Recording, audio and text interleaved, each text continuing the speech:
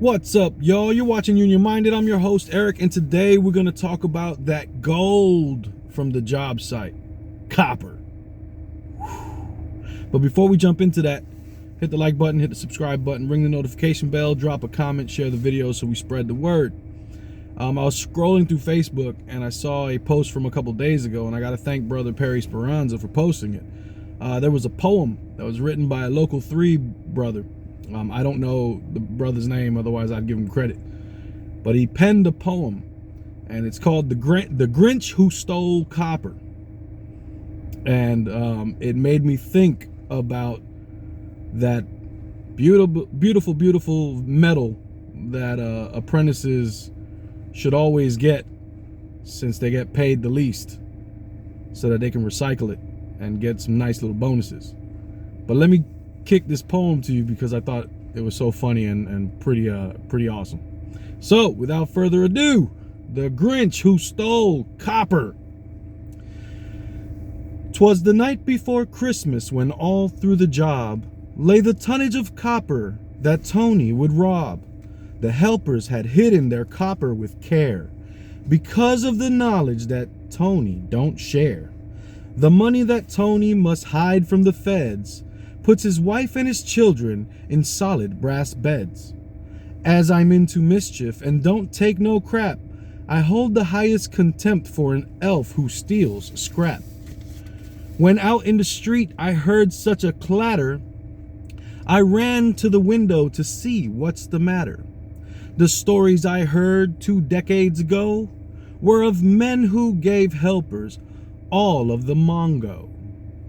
They knew they'd be broke till the end of 5th year and would cut them a break if one should appear. But Tony would snatch up the copper so quick, one could only conclude that Tony's a dick. More rapid than eagles, the shop mutts all came to haul Tony's copper. They all knew the game. Now, truck boy, box up that copper with Tommy, or I'll cave in your ass with a 10-pound salami. So truck boy and Tommy, with no help at all, would box Tony's copper while he made a call. Away all the tonnage of copper would fly when Skillman or Beta would just happen by. He has a big house, his expenses are few. He has such nice cars and a Harley or 2. Perhaps as a child he sat on the roof. An idea had sprung from the brain of a goof.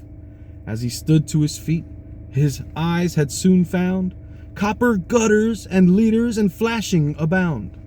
So he got out his rule and he measured each foot, even copper from chimneys covered with soot. A bundle of tools he had flung on his back would remove all the copper Tony could jack. His eyes, how they twinkled, his dimples, how merry, like a cheap date on prom night who just popped her cherry. His droll little mouth drew up like a bow as he lowered the stash to his truck down below. They say that one year on his door was a wreath that was graced with the fillings of 12 people's teeth. He has a small head and breath oh so smelly, and a walnut-sized brain surrounded with jelly. With ego so large and short as an elf, he was definitely graced with love of himself. And so then the seed was sown in his head that he would steal copper until he was dead. His broker spoke not, but went straight to work, and he bought stocks and bonds for the 3'10" jerk. Then putting a finger up inside his nose, I really can't say which nostril he chose. He pulled out some copper, the size of a missile, a tuba, some hubcaps, and then a dog whistle. I heard him exclaim as he rode out of sight, "I hope there's a scrapyard that's open tonight." The Grinch Who Stole Copper. That was fantastic. Great job, brother out of Local 3. I wish I knew your name. But I do want to talk about copper because the culture changed. And it's weird to me because now I used to work on a job and we had a foreman that would order extra copper and then have a crew in that would skin it. And it was a big scandal. And he wound up, from what I hear, he had to pay back the half of the amount of copper that he stole. and he went to Florida and bought a house or something like that. I won't give out any more details, but I say that to say this. When I came into the trade in 98, 99 down in Miami, Florida, and I got on the job site, the foreman there and the journeyman there always gave the apprentices any scrap, whether it was from stuff we pulled in or whether it was from demoing feeders. They always gave the scrap to the apprentices because the idea was that, like the poem said, apprentices don't really make good money until they top out. They make good money compared to the rest of the economy, but within the trade, you know, they're some of the lowest paid workers within the IBEW. And so the idea was to give them the scrap so they could have a little something, you know what I mean?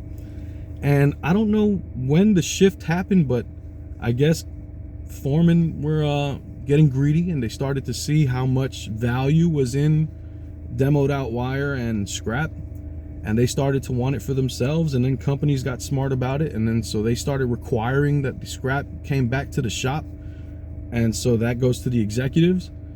And the pervasive idea is that the copper is theirs because they bought it. That's horseshit. The copper belongs to the customer, the client. They bought the wire. They paid the contractor for the wire.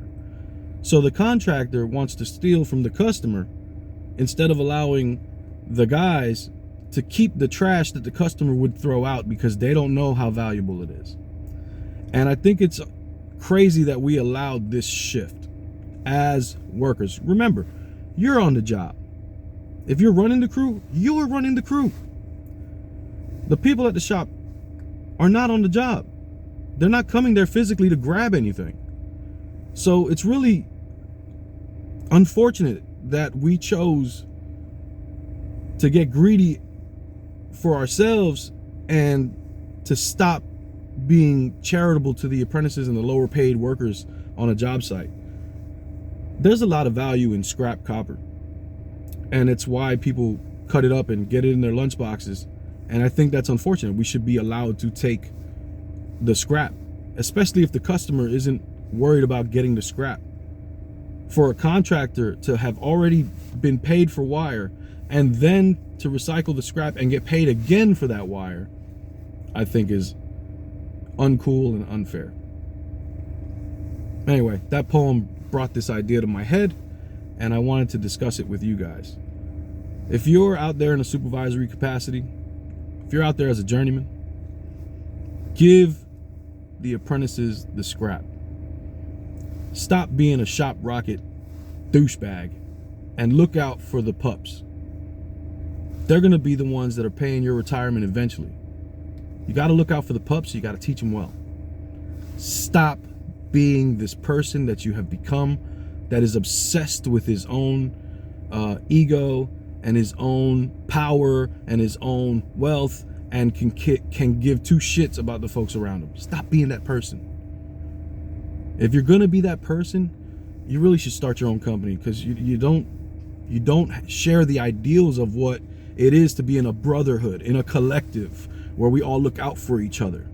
There's a structure that has been in place for 100+ years that has worked, and unfortunately this